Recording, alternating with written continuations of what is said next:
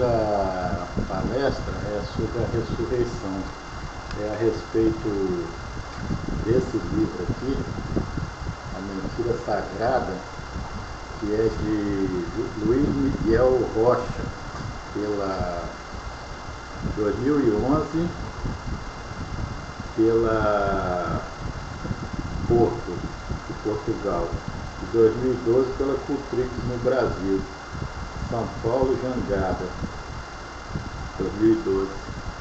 Então, nessa página 115 ele fala os ossos de Cristo,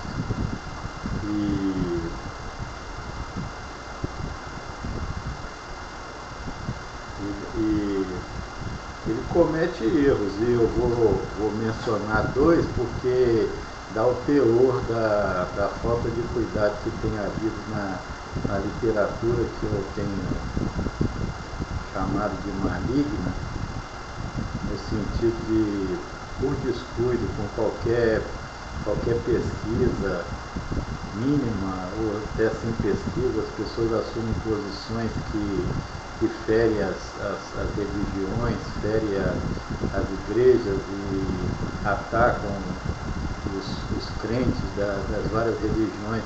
Por exemplo, aquele ataque a Maomé lá nos nórdicos, que, não sendo esse e outros motivos, eu realmente admiro, mas que atacaram Maomé e aqueles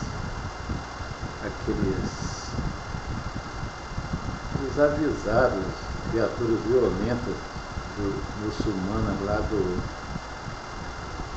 que destruíram as estátuas de Buda.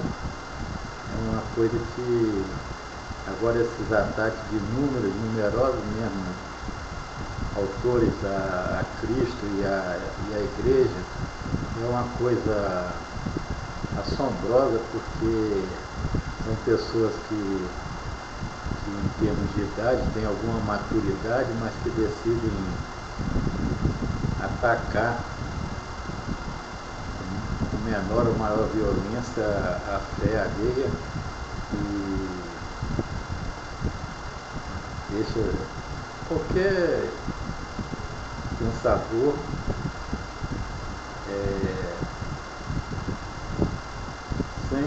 sem graça mesmo, prostrado, porque são pessoas que afirmam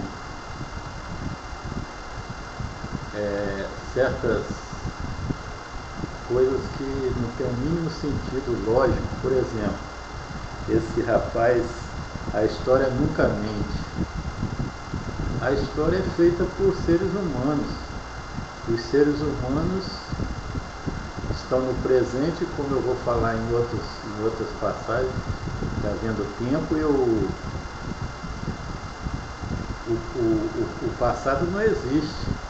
O que existe são as marcas dos outros presentes, nesse presente onde nós estamos, resíduos, restos, e as pessoas têm que interpretar esses restos, esses resíduos. Então, o ser humano, mesmo que ele não tivesse a intenção de mentir, ele está embutido numa cultura, num modo de ver. Esse modo de ver é hostil aos outros modos de ver. Isso poderia render muita coisa num outro texto, numa outra palestra que eu vou fazer a respeito de geografia e história fim do tempo. Então, o ser humano é hostil, a cultura é hostil, os fatos da época, quando aconteceram aqueles eventos, as pessoas eram hostis ao lado contrário, eram completamente adversas, de forma até violenta e acerba, e esses restos atravessam 10, 50, 800 anos, 50 mil anos, e são interpretados aqui pela nossa cultura, que tem uma maneira preferencial de ver. E aí esperar que nós não mintamos é uma coisa que realmente deixa qualquer um de queixo caído.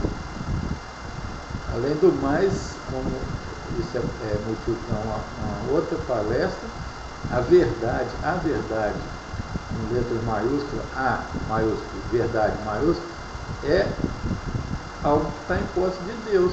é o outro elemento do par Deus-natureza que eu chamei de I. Nós não podemos, com a razão montada na natureza, alcançar a verdade. Nós alcançamos interpretações que nós chamamos de verdades. O que nós chamamos de verdades são verdades parciais, então elas são interpretações. Então não há jeito de a história não mentir. Isso é uma falsificação total. E aí tem um outro elemento que eu vou encontrar aqui porque é relevante para qualificar o fato de que o rapaz não teve cuidado ao falar, nem que seja pela boca dos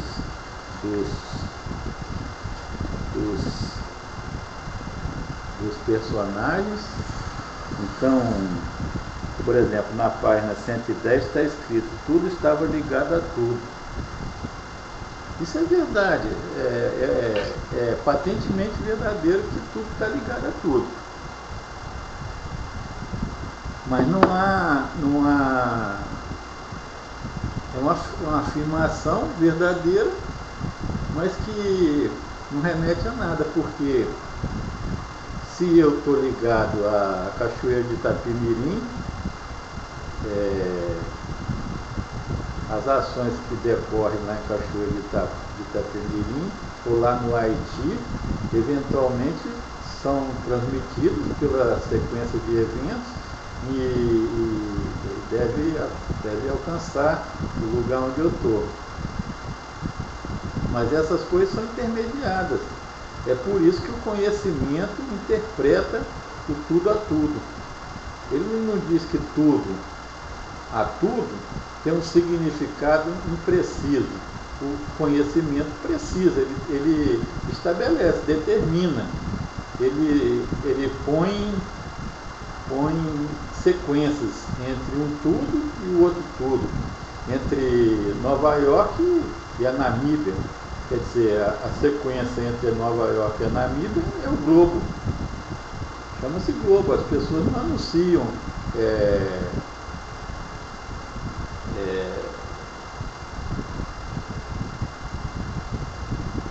essa coisa numa frase tão curta que não tem significado. Nada é nada.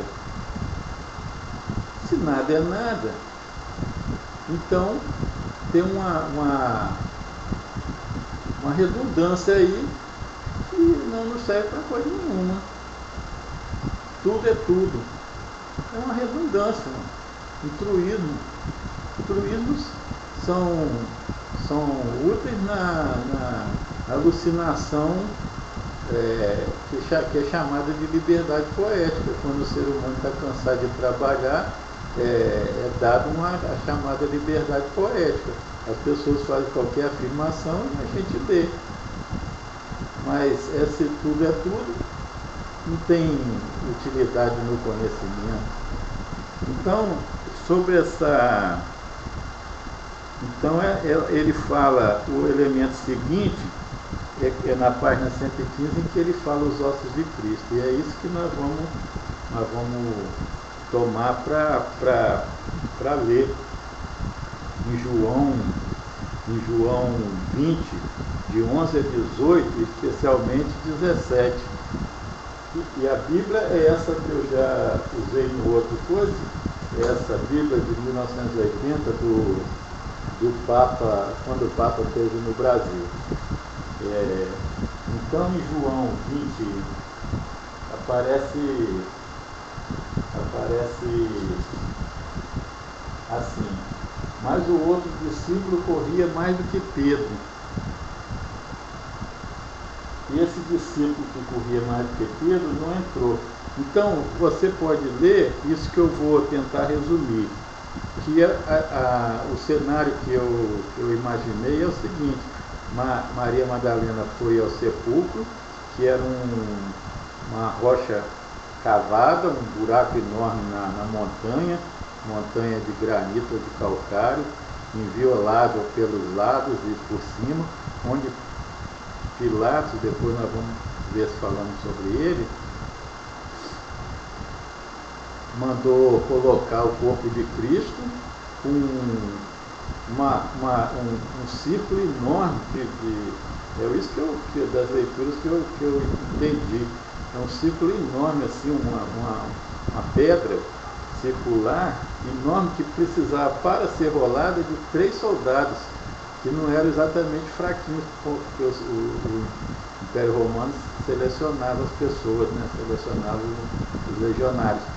Então precisou de 3 vezes para rolar a pedra. Aí Maria Madalena chegou lá, os Pilatos botou os soldados durante 3 dias, nós vamos ver por quê.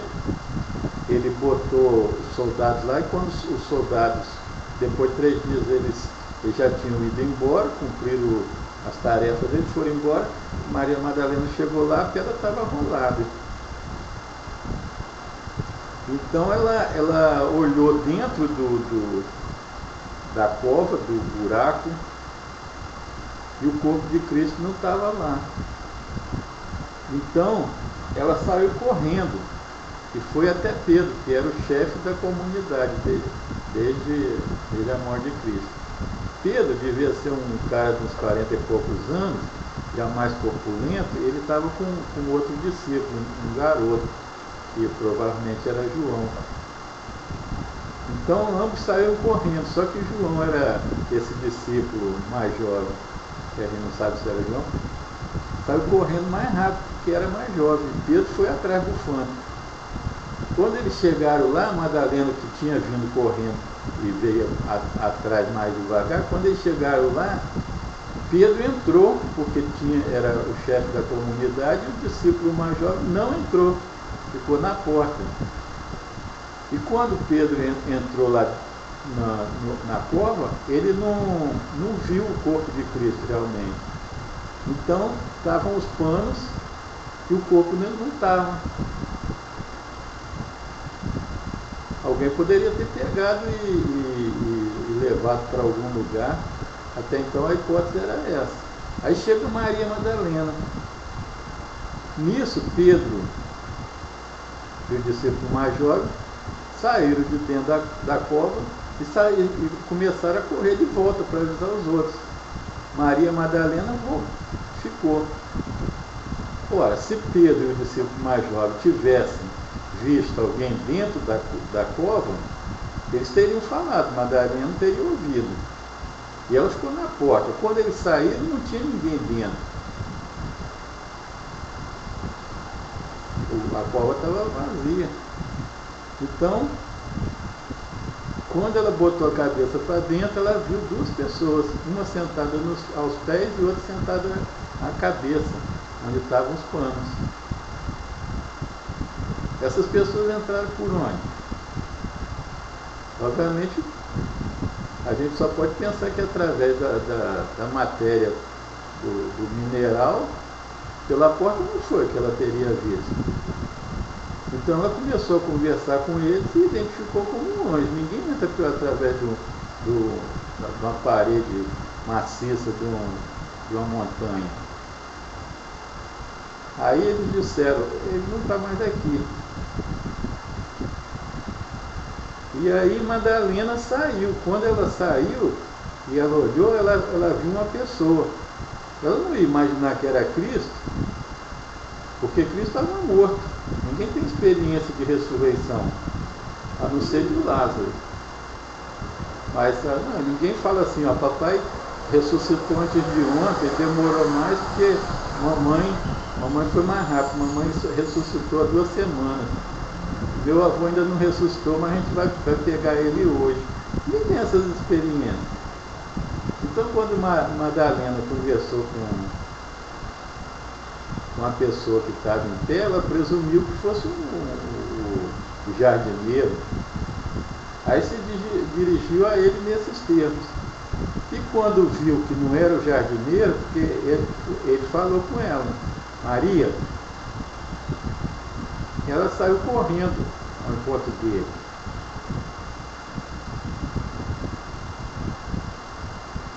E ele falou essas palavras que são intrigantes, que estão em toda a Bíblia, em particular no Novo Testamento. Ele falou: não me toques, ainda não subi para o Pai.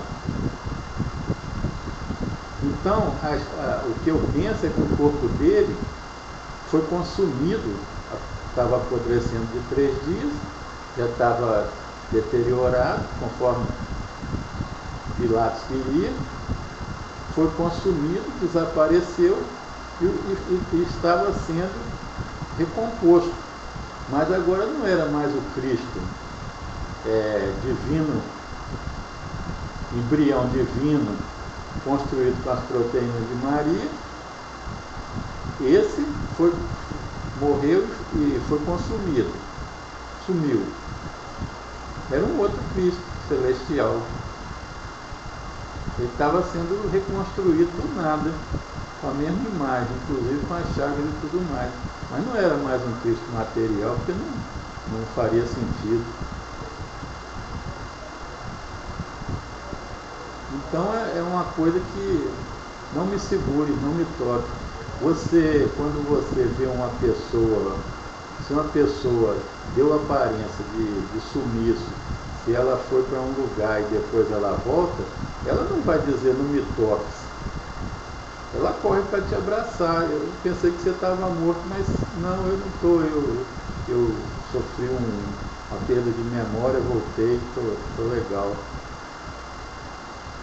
Isso é uma coisa extraordinária que uma pessoa fale algo assim. Isso está na Bíblia o tempo todo. Não é aquele código da Bíblia, de Drosnin, o código da Bíblia 1 e o código da Bíblia 2 que eu tenho aí, depois a gente pode comentar. É uma outra estranheza de fundo, aquilo que Filon de Alexandria pedia e Sagan duvidou, mas que o tempo todo está na Bíblia, coisas que aquelas pessoas estavam falando, mas que não fazia o mínimo sentido elas estarem falando naquela época, porque elas não tinham a chave de decifração. Seria uma coisa ridícula as coisas que eles estavam falando. Então, eis aí por que o autor, esse autor, e tantos outros estão enganados, que realmente não existe osso nenhum, porque não existe o ser humano nenhum. Ele foi reconstituído, certamente com coisas materiais, as pessoas puderam pegar, tomé e outras, etc. Tal.